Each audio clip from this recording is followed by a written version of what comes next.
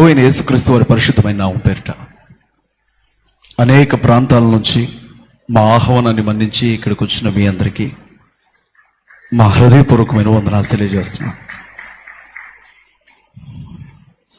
నెత్తి మీద జుట్టు లేదేంటి, అజయ్ బాబుకు జుట్టు ఎక్కువగా ఉంటుంది, బోడిగుండు కొట్టినట్లుగా ఉందేంటి అని చూస్తున్నారు నా వైపు. నన్ను ఎంతగానో ప్రేమించిన జైలు అధికారులు నా తల మీద నుంచి జుట్టు తీసేశారు. అజయ్ బాబు, నీకు జుట్టు చాలా ఎక్కువగా ఉంది నాన్న, అలా చూస్తూ ఉంటే బాగోలేదు, గుండు కొడతామని చెప్పి జుట్టు తీసేశారు. దేవునికి మహిమను చెల్లిస్తున్నాను. నా కాళ్ళకి ఆనెలుంటాయి, రాళ్ల మీద నడవలేను, ఎండలో కూడా నడవలేను. ఎర్రటెండలో ఓ పావు గంట చెప్పులు లేకుండా నిలబెట్టారు నన్ను. ఒక ఖైదీని నిలబెడతారు కదా, మరణ శిక్ష పడ్డ ఖైదీని ఒక నరహంతకుడిని నిలబెట్టినట్లు ఎర్రటెండలో నల్లరాతి బండ మీద నన్ను నిలబెట్టి కార్డు ఇలా పట్టుకోమని చెప్పి ఎన్ని బూతులు వచ్చో అన్ని బూతులు తిట్టారు నన్ను.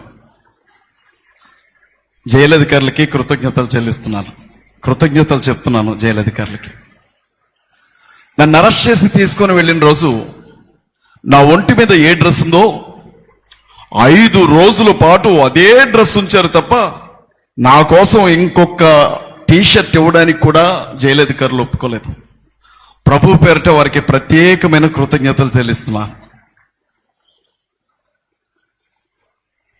కళ్ళజోడు తెచ్చుకుంటాను అని అడిగాను నన్ను అరెస్ట్ చేసే సమయంలో. నాకు మైగ్రేన్ హెడేక్ ఉందమ్మా, స్పెట్స్ లేకుండా ఎక్కువసేపు నేను ఉండలేను, ఎడం కన్ను కుడి కన్ను లాగేస్తూ ఉంటుంది నాకు. స్పెట్స్ తెచ్చుకుంటాను అని అంటే బలవంతంగా లాక్కొని వెళ్ళి తీసుకొని వెళ్ళారు. సార్ నాకు మైగ్రేన్ టాబ్లెట్ కావాలి అని అంటే అమ్మనా బూతులు తిట్టారు నన్ను. బతికితే బతుకు, చాస్తే చావరా అని. జైలధికారులకి కృతజ్ఞతలు తెలియజేసుకుంటున్నాను.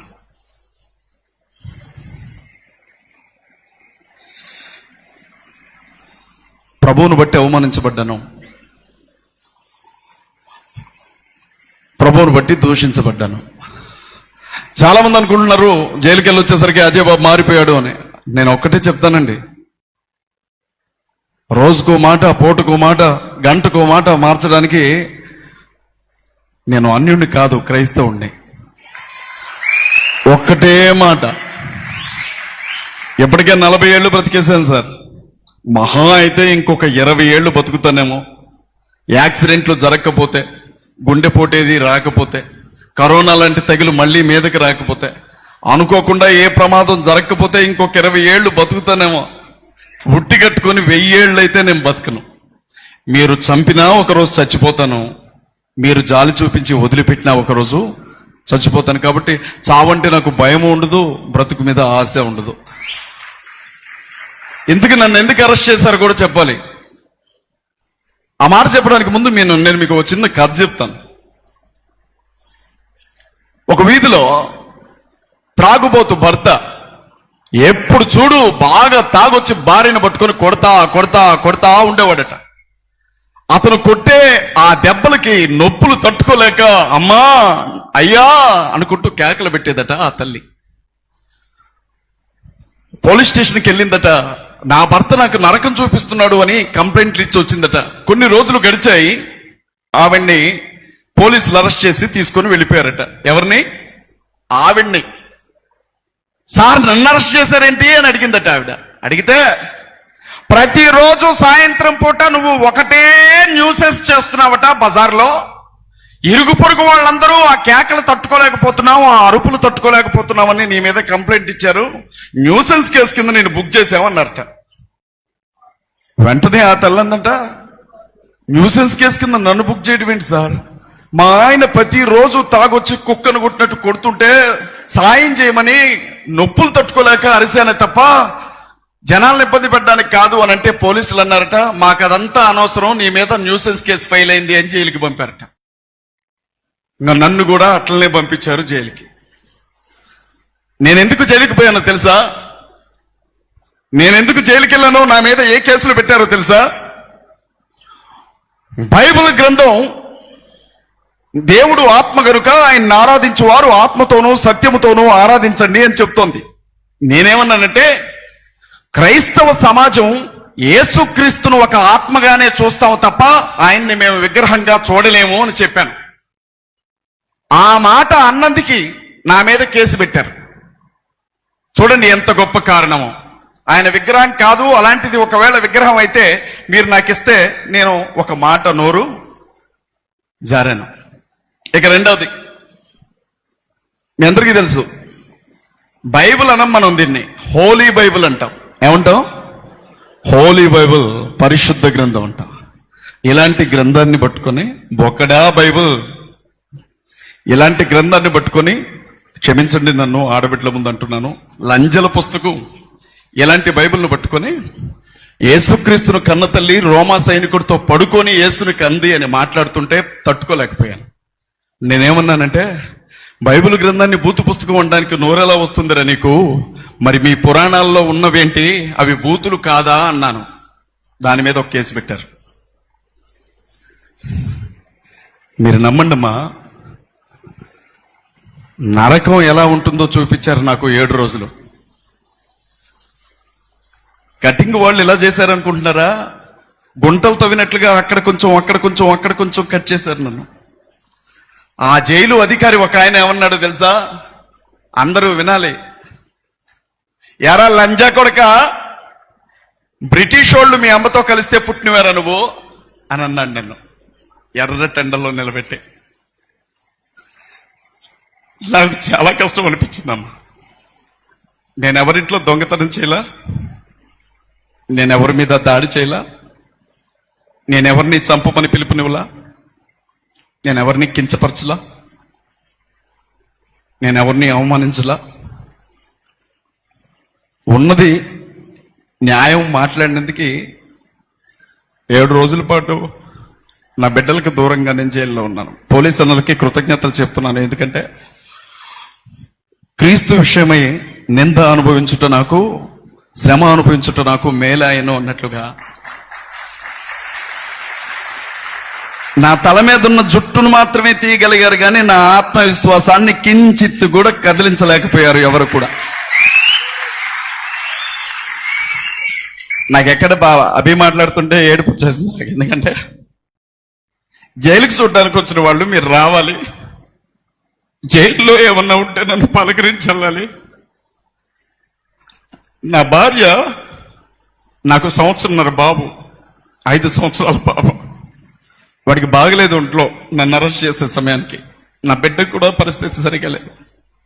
వాళ్ళని తీసుకొని పోలీస్ స్టేషన్ ముందుకెళ్ళి నా భర్త ఎక్కడున్నాడో చెప్పండి అని దండం పెట్టి అడిగిందంట. మాకు తెలియదు అన్నారంట. అర్బన్ పోలీస్ స్టేషన్లో నుంచి ఎస్ఐ వచ్చాడు, ఆయన పేరు నేను చెప్పకూడదు. మాకు తెలియదు అన్నారంట. అంటే అప్పుడు నా భార్య ఏందంట, నా భర్తకి ఏదైనా జరిగితే ఇదే పోలీస్ స్టేషన్ ముందు పెట్రోల్ పోసుకొని తగలబడి చచ్చిపోతాను అని చెప్పిందట. ఆ మాట చెప్పి నీ పిల్లలు ఏడుస్తున్నారు అనంటే నాకు గుండె పగిలిపోయింది. నా వల్ల కాల. నేను, నా భార్య, నా 2 పిల్లలు మాత్రమే ఉంటాం, ఇంట్లో ఇంకెవరు ఉండరు మాకు. వరే దేవుడు నాకు ఎంత చక్కని వాగ్దాటిచ్చాడు. ఎంత చక్కగా నేను పాటలు రాయగలను, కొద్దో గొప్ప పాడగలను, వాక్యం చెప్పగలను. నేను కూడా బైబిల్ గ్రంథంలో ఉండే మాటలు చెప్పి 4 రూపాయలు సంపాదించుకుంటే, ఈ రోజు నా భార్య 2 బిడ్డలను పట్టుకొని రోడ్డు మీదకి వచ్చి జైలు అధికారుల ముందు చేతులెత్తి దండం పెట్టాల్సిన గతి పట్టేదా అని అనిపించినప్పుడు ఏడ్చాను. ఇంకెప్పుడన్నా నన్ను జైల్లో పెడితే నా భార్య ఏడ్చింది, నా బిడ్డలు ఏడ్చారని చెప్పొద్దు. నేను చెప్తున్నా, ఇవాళ మన బతుకు ఎలా ఉందో తెలుసా? ఇవాళ మనం అన్యాయం జరిగినా అన్యాయం అని చెప్పకూడదు, బైబిల్ గ్రంథాన్ని తగలబెట్టినా అన్యాయం అనకూడదు, యేసుక్రీస్తు ప్రభువును నోటుకొచ్చినట్లుగా తిట్టినా లంజా కొడక అన్నా మనం ఇదేం అన్యాయం అని అడగకూడదు. చర్చిలోనికి వచ్చి ఎవరైనా మనల్ని పట్టుకొని కొట్టినా ఇది అన్యాయం అని అడగకూడదు. మీ ఓటు హక్కు తీసేస్తామన్నా ఇది అన్యాయం అనకూడదు. మరీని పట్టుకొని బిచ్ అని పిలుస్తున్నా మనం ఇది అన్యాయం అనకూడదు. మన వాళ్ళని నడు రోడ్డు మీద నగ్నంగా ఊరేగించినా ఇది ఎక్కడి న్యాయం అని మనం అనకూడదు. రోడ్డు మీదకి మంచి మాటలు చెప్పడానికి వెళ్ళిన ఆడబిడ్డల కొంగులు పట్టుకొని లాగి మీ మొగుళ్ళకు సంపాదించుకోవడం చేత కాకపోతే పాస్టర్ల పెళ్ళాలను మా దగ్గరికి పంపండి, మీకు డబ్బులు ఇస్తామని అన్నారు. అది ఎక్కడ అన్యాయం అని అడిగినందుకే నన్ను అరెస్ట్ చేశారు. అజయ్ బాబు, నోటి దురుసా నేను ఒక లాయర్ని సార్. నల్ల కోట్ వేసుకుంటే కోర్టులో నిలవబడితే నేను ఎలా వాదించగలనో నాకు తెలుసు. ఎవరి కోసం అండి నేను జైలుకి వెళ్ళింది? ఎవరి కోసం జైలుకి వెళ్ళాను నేను? మనది ప్రజాస్వామ్య దేశం, భారతదేశం. ప్రపంచ దేశాలన్నింటిలో అతిపెద్ద రాజ్యాంగం కలిగిన దేశం. ఈ దేశానికంటూ అధికారికమైన మతం ఏమీ లేదు. భారతదేశ రాజ్యాంగం ప్రకారంగా ఈ దేశంలో ఉండే అన్ని మతాలు చట్టం దృష్టిలో సమానమే. ఇక్కడ ఎవడైనా 18 సంవత్సరాల వయసు నిండిన వాడు తనకు నచ్చిన మతాన్ని స్వీకరించవచ్చు. ఇక్కడ ఎవడైనా తను ఇష్టపడినటువంటి దేవుణ్ణి నమ్ముకోవచ్చు. ఇక్కడ ఎవడైనా తను నమ్ముకున్నటువంటి దేవుని గురించి స్వేచ్ఛగా భావ ప్రకటన హక్కును ఉపయోగించుకొని ఎవరికైనా చెప్పొచ్చు. ఇది పేరుకు మాత్రమే అమలు జరుగుతున్నటువంటి దేశం. కానీ ఇక్కడ ఏం జరుగుతుందో తెలుసా? క్రైస్తవుల్ని, ముస్లిం సహోదరుల్ని, దళితుల్ని అంటరాని వీధి కుక్కలను చూసినట్లుగా చూస్తున్నారు మనల్ని. వాళ్ళ మన బతుకులు ఎలా అయిపోయాయో తెలుసా? పగడాల ప్రవీణ్ అన్నని యాక్సిడెంట్ అండి, మీరు హత్య అంటారేంటి? ఒప్పుకోకపోతే కేసులు పెడతామని వాళ్ళంత స్పష్టంగా చెప్తుంటే మీరు ఇంకా హత్య అంటారేంటి? యాక్సిడెంట్ అండి అది. యాక్సిడెంట్. రోడ్డుకి 9 అడుగుల దూరంలో మనిషి పడిపోయి ఉన్నాడు. మనిషి మీద బుల్లెట్ పెట్టేసింది, కాళ్ళ మీద నుంచి తల వరకు. యాక్సిడెంట్ అది, నమ్మండి మీరు. యాక్సిడెంట్ కాదని ఎలా అంటారు? మనిషి గుండెల మీద బూటుకాలతో తన్నిన గుర్తులున్నాయి, అయినా అది యాక్సిడెంటే అని నమ్మాలి మీరు. కళ్ళకు పట్టుకున్న కళ్ళజోడును చాలా జాగ్రత్తగా కింద పడిపోయిన తర్వాత కూడా తీసి పక్కన మడిచి పెట్టుకొని చచ్చిపోయాడు ప్రవీణ్ అన్న. యాక్సిడెంట్ అది మీరు నమ్మాలి. మూతికి పెట్టుకున్న మాస్క్ చాలా జాగ్రత్తగా తీసి చచ్చిపోయే ముందు పక్కన పెట్టుకొని చచ్చిపోయాడు ప్రవీణ్ అన్న. యాక్సిడెంట్ అది మీరు నమ్మాలి. హైదరాబాద్ నుంచి బయలుదేరి రాజమండ్రి వెళ్లే ఆ దారిలో సుమారు 15 గంటల సీసీటీవీ ఫుటేజ్ తీశారు. ఆ 15 గంటల్లో ఎప్పుడు చూడండి, ఎక్కడ చూడండి, మందు షాప్కి వెళ్ళాడే తప్ప ఆకలని చెప్పి ఒక్క హోటల్ దగ్గరకు కూడా వెళ్ళలేదు. యాక్సిడెంట్ ఇది మీరు నమ్మండి. స్పృహ తప్పి పడిపోయిన తర్వాత కూడా రామవరపాడు జంక్షన్ లో 4 గంటలు పడిపోయి ఉన్నప్పుడు కూడా స్పృహ లేని స్థితిలో కూడా తలకుండే హెల్మెట్ తీయలేదు, మూతుకున్న మాస్క్ తీయకుండానే 4 గంటలు పడిపోయి ఉన్నాడు. యాక్సిడెంట్ ఇది మీరు నమ్మండి. ఎక్కువ మాట్లాడితే కేసు పెడతాం, ఎక్కువ మాట్లాడుతూ కేసు పెడతాం. కోడకల్లారా, మీ యొక్క అనుమానాలు మీరు చెప్తే మేము వినాలా? ఆధారాలు పెట్టండి రా, ఆధారాలు. మాకు తెలియక నేను హత్య అనుకున్నాను. పోలీస్ వ్యవస్థ అంతా నన్ను క్షమించాలి, నేను నమ్మేశాను. 3 కేసులు పెట్టగానే నాకు బుద్ధి వచ్చేసింది. నిజంగా అది యాక్సిడెంట్ అండి బాబు, ఇంకా ఎక్కువే మాట్లాడొద్దు. అది యాక్సిడెంట్. యాక్సిడెంటే ఎందుకంటున్నాను ఈ మాట అంటే, భారతదేశంలోని ఉత్తరాదిలో 13 రాష్ట్రాల్లో మత మార్పిడి నిరోధక బిల్లులు వచ్చాయి. మత మార్పిడి నిరోధక బిల్లు అంటే ఏంటో తెలుసా మీకు? ఏ చర్చ్ పాస్టర్ కి కూడా బాప్టిజం ఇచ్చే హక్కు లేదు. ఒకవేళ ఎవడైనా నేను యేసుక్రీస్తు ప్రభువుని నమ్ముకున్నాను అంటే అతడు 2 నెలల ముందే ఎంఆర్ఓకి అప్లికేషన్ పెట్టుకోవాలి. మత మార్పిడి నిరోధక బిల్లు వచ్చిన రాష్ట్రంలో ఏం జరిగిందో తెలుసా మీకు? బైబుల్ పట్టుకొని ఎవడైనా మరొక వ్యక్తికి యేసు గురించి చెబితే వాడికి యావజ్జీవ కారాగార శిక్ష పడుతుంది. మత మార్పిడి నిరోధక బిల్లు వచ్చినటువంటి రాష్ట్రంలో ఎవడైనా ఫలానా పాస్టర్ నా మీద మత మార్పిడి, నన్ను బలవంతంగా మతం మార్చాలని ప్రయత్నించాడు అని చెబితే వాడికి మరణశిక్ష విధించే చట్టం అది. మీకు తెలుసా? బహిరంగ సభలు ఆగిపోయాయి, సువార్త పరిచర్య ఆగిపోయింది, బైబుల్ చేత పట్టుకొని కలబడితే జైళ్లలో పెడుతున్నారు. గ్యాంగ్స్టర్స్ మీద నమోదు చేసే కేసులు ఒక్క ఉత్తరప్రదేశ్ లోనే 1000 మంది పాస్టర్ల మీద నమోదు చేసి జైళ్లలో నరకం చూపిస్తున్నారు. మత మార్పిడి, స్వస్థతా ప్రార్థనలు రద్దయిపోయాయి, సువార్త సభలు ఆగిపోయాయి, పాస్టర్స్ బిక్కుబిక్కులు తిరుగుతూ ఉన్నారు. ఆ 13 రాష్ట్రాల్లో ఉండే ఈ బిల్లు ప్రజాస్వామ్యానికి గొడ్డలి పెట్టటువంటిది అని పగడాల ప్రవీణ్ అన్న 4 సంవత్సరాల క్రితమే సుప్రీం కోర్టులో ఒక పిటిషన్ మూవ్ చేశాడు.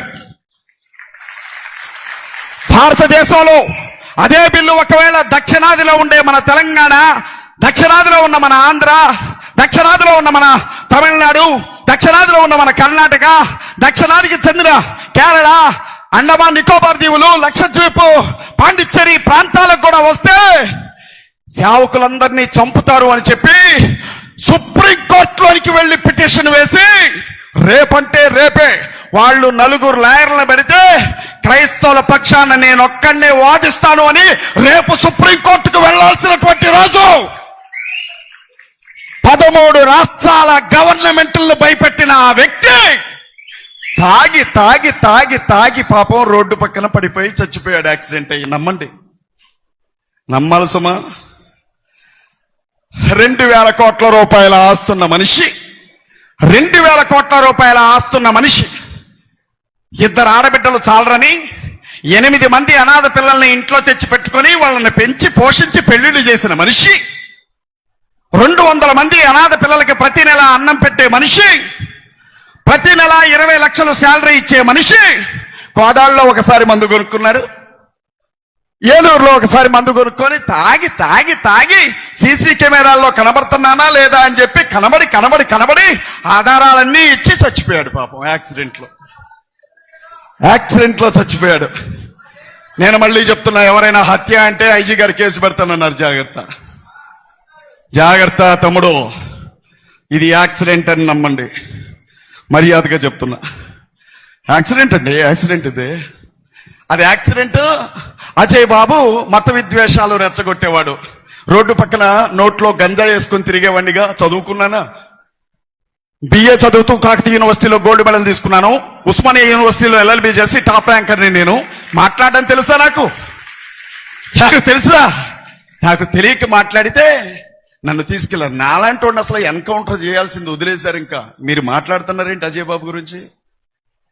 ఆంధ్ర రాష్ట్రంలో ఎలాగో మహాకూటమి ప్రభుత్వం వచ్చింది, తెలంగాణలో త్వరలోనే పెద్దోళ్ళు గవర్నమెంట్ తెచ్చుకుంటారు. అప్పుడు మన 2 రాష్ట్రాల్లో మత మార్పిడి నిరోధక బిల్లుని తీసుకురావాలన్నది వాళ్ళ ఆలోచన.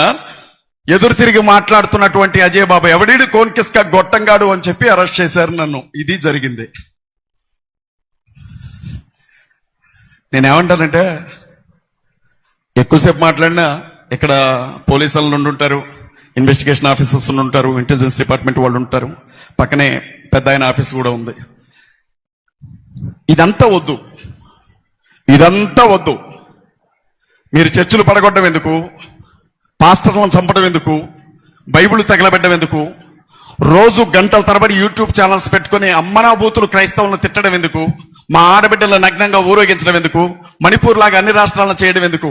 మీకు అడ్డెవరు? మా క్రైస్తవులు, మా ముస్లింలు, మా దళితులే కదా. కులం పేరుతో దళితులు, పాకిస్తాన్కి జయగొడతారని ముస్లింలు, మత మార్పిడి గాళ్ళని క్రైస్తవులనే కదా మీరు టార్గెట్ చేస్తుంది. నిషేధం విధించండి మా 3 జనాల మీద. విధించి పెట్టలను కాల్చినట్లు మమ్మల్ని కాల్చేశారంటే దేశం మీ సొత్తు అయిపోద్ది. మంచి ఆలోచన చెప్తున్నాను.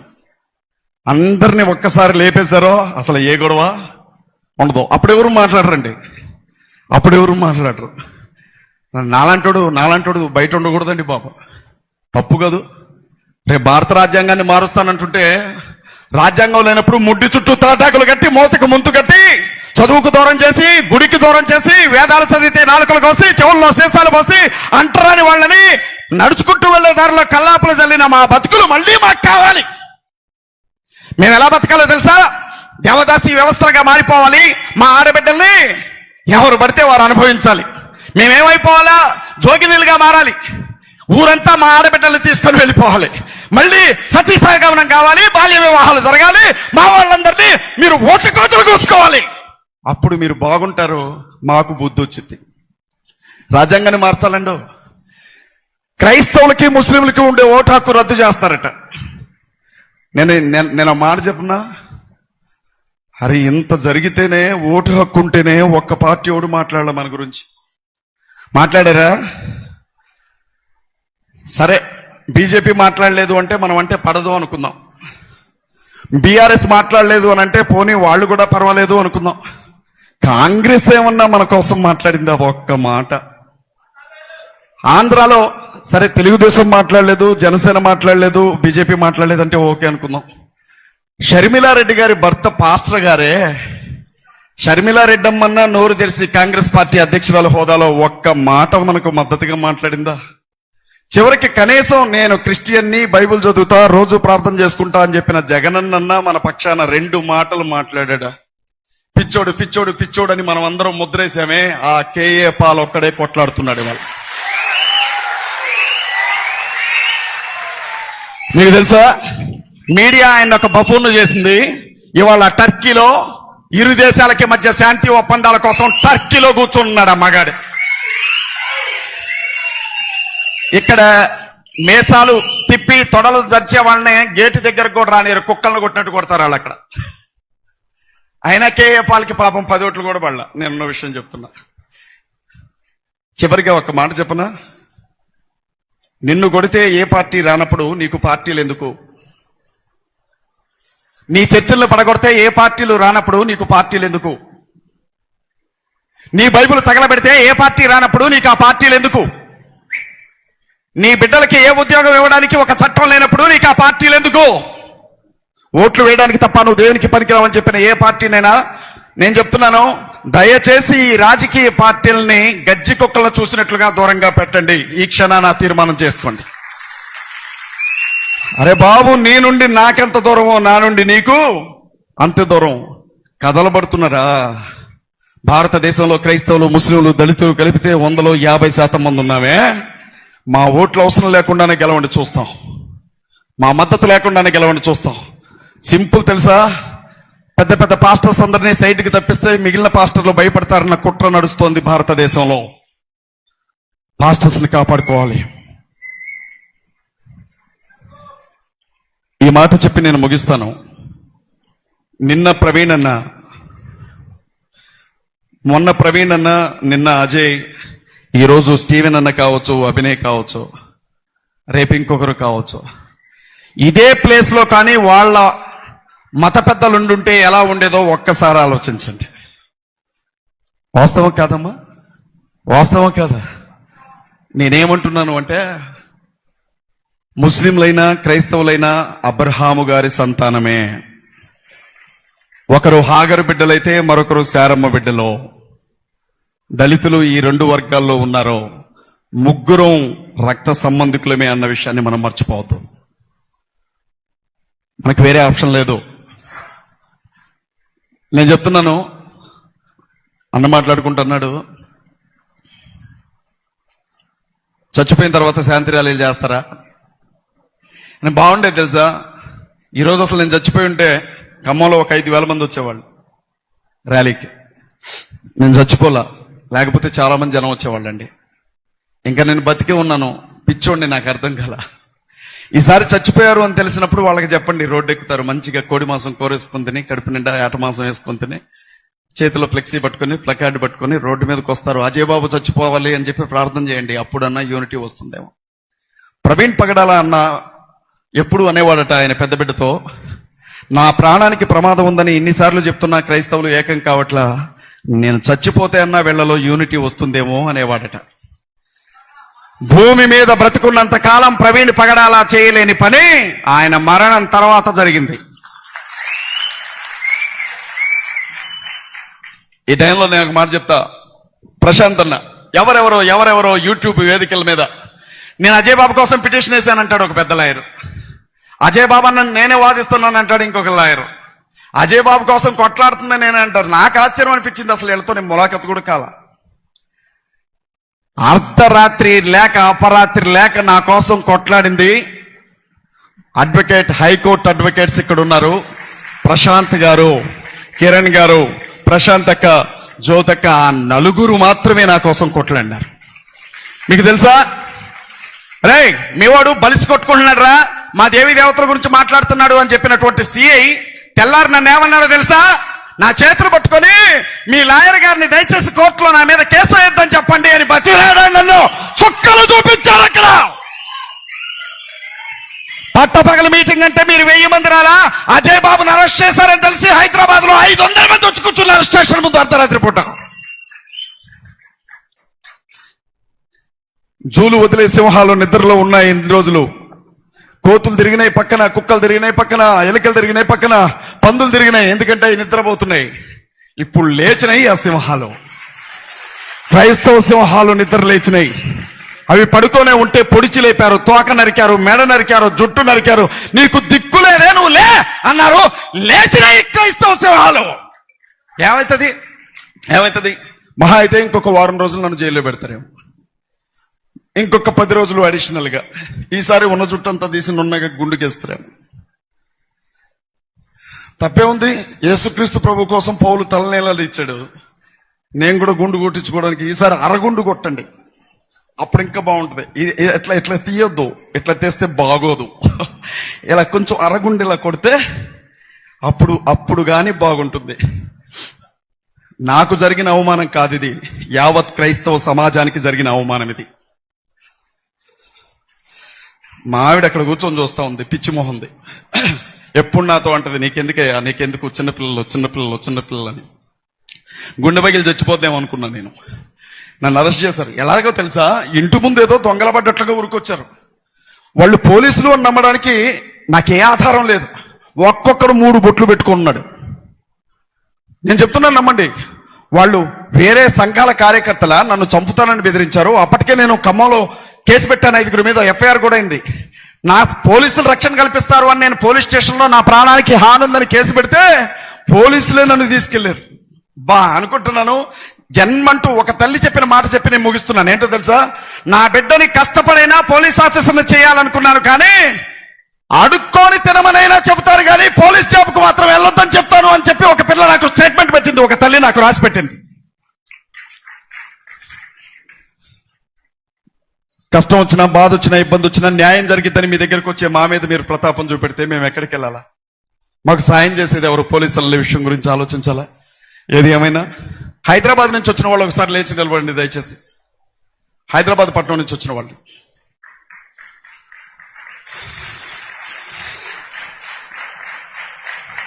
హైదరాబాద్ కూర్చోండి. భద్రాచలం నుంచి వచ్చిన వాళ్ళు ఒకసారి లేచి నిలబడండి.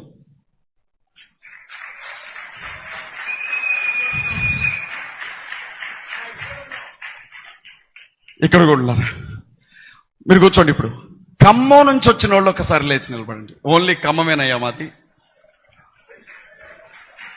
దేవుని నామానికి మహిమ కలుగును గాక. కూర్చోండి. చెప్తున్నాను, రేపొద్దున ఏదన్నా జరిగి నాకు అరెస్ట్ అయినా నా తర్వాత టార్గెట్ అభినయ్ దర్శన్ అని ఓపెన్ గా చెప్తున్నారు. నాకంటే 5 ఏళ్ళు చిన్నాడు అభి. చెప్తున్నాను, అభి మాట్లాడితే నాకు ఎవడు మాట్లాడినా గూస్ బంప్స్ రావు, అభి మాట్లాడితే గూస్ బంప్స్ వస్తాయి నాకు. అట్లా మాట్లాడతాడు. నా కోసం చాలా మంది నిలబడ్డారు, ఎంతో మంది నా కోసం నిలబడ్డారు. నిజంగా చెప్తున్నా, నా తల్లిదండ్రుల కంటే ఎక్కువగా నన్ను కౌగిలించుకొని ఏడ్చారు వచ్చి. నా ఇంట్లో పండగలాగే ఉంది, జనం వస్తూ ఉంటే పోతూ ఉంటే. కానీ అభి ఆ చిన్న తల్లిని తీసుకొని తన భార్యని వెంట పెట్టుకొని రాజమండ్రిని వదిలేసి హైదరాబాద్ పట్టణంలో వారం రోజుల పాటు ఉదయం ఒక లైవ్, మధ్యాహ్నం ఒక లైవ్, సాయంత్రం ఒక లైవ్, పిచ్చోడు తిరిగినట్టు తిరిగి ఏం జరుగుతుందో చెప్పాడు. అభి లేకపోతే అసలు నాకేం జరుగుతుందో బయట ప్రపంచానికి తెలిసేది కాదు. రెండవది, నా తమ్ముడు మట్టి ప్రసాద్. ఆయన కొంచెం కోపం ఎక్కువ, తప్పుగా మాట్లాడుంటే క్షమించండి ఆయన. కానీ ఒకటే ఆయన అన్నాడట, నేను పెట్రోల్ తాగుతాను, నన్ను వదిలేయండి దయచేసి అని అడిగాడట. స్టేషన్ ముందు నేను పెట్రోల్ పోసుకుంటాను అన్నట్ట. చిన్న పిల్లలండి, మీరందరూ చూపించిన ప్రేమ ఈరోజు నా కుటుంబాన్ని నిలబెట్టుకోవడానికి కారణమైంది. ఖమ్మం దైవజనులు, పాస్టర్స్ ఫెలోషిప్ నాయకులు, ఎక్కడెక్కడి నుంచో కదిలొచ్చినటువంటి పెద్దలు, పివి యోహాన్ అన్న, రాజాజీ అన్న, వరప్రసాద్ అన్న, స్టీవెన్స్ అన్న, ఒకరిని చెప్పి ఒకరి పేరు చెప్పకూడదు. ఆ తల్లి ఆడపిల్లలు కుటుంబాలను వదిలేసి, పిల్లలను వదిలేసి అర్ధరాత్రి పూట జైలు ముందు కూర్చున్నారు ఆడపిల్లలు, హైదరాబాద్ ఆడపిల్లలు. ఒకరి పేరు చెప్పి ముస్లిం సహోదరులు, నన్ను జాగ్రత్తగా వినండి, మాట చెప్పి ముగిస్తాను, ఇది చెప్పాలి ఖచ్చితంగా. పిటి వారెంట్ చేశారు, నాకు బెయిల్ రాకూడదని. ఒక కేసు ఉండగానే ఇంకో కేసులో పిటి వారెంట్ వేస్తే ముస్లిం సహోదరులు ఇద్దరు నన్ను కోర్టు నుంచి జైలుకి తీసుకెళ్ళడానికి, జైలు నుంచి కోర్టుకి తీసుకెళ్ళడానికి వచ్చారు. ముస్లింస్ ఇద్దరు వచ్చి నా చేతులకి, అతను రాగానే నా చేతులకి బేడీలు అయిపోయాడు. నా ముఖంకెళ్ళి చూసి మీరెవరు అన్నాడు. నేను అజయ్ బాబుని అన్నాను. మీరు నమ్మండి, బేడీలు తీసేసి జేబులో పెట్టుకున్నాడు. జాగ్రత్తగా తీసుకొచ్చి జైలు ఫుడ్ తింటుండో లేడో అని చెప్పి ఇంటి దగ్గర నుంచి తెచ్చుకున్న అన్నం నా కడుపు నిండా పెట్టి పంపించాడు నన్ను జైల్లో.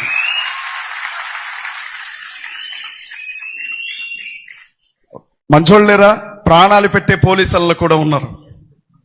మీ అందరికీ కృతజ్ఞతలు చెల్లిస్తూ ఈ కార్యక్రమాన్ని ఇక్కడితో ముగిస్తూ ఉన్నాం.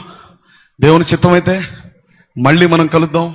నా కోసం, నా కుటుంబం కోసం, నా భార్య బిడ్డల కోసం ప్రార్థించిన ప్రతి ఒక్కరికి, సహకరించిన ప్రతి ఒక్కరికి న్యాయవాదులతో సహా కృతజ్ఞతలు తెలియజేసుకుంటూ సెలవు తీసుకుంటున్నాను. Praise the lord.